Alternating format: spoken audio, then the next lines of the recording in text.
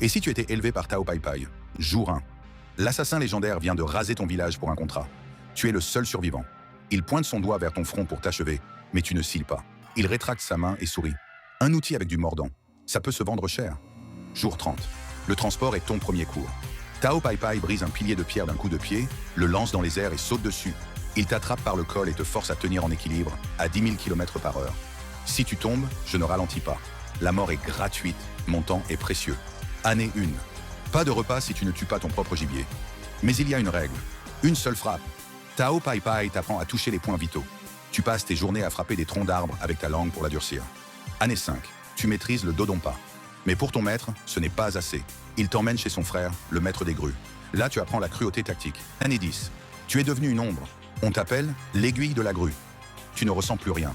Tao Pai Pai est fier, à sa manière. Année 15. La rencontre fatidique.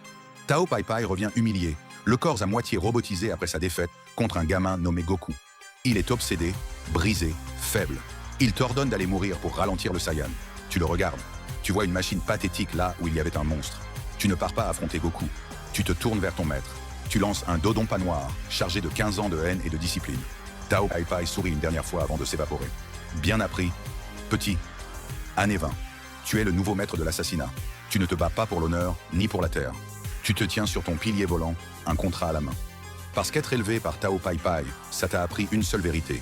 Dans ce monde, tout le monde a un prix. Et toi, tu es celui qui vient collecter la note.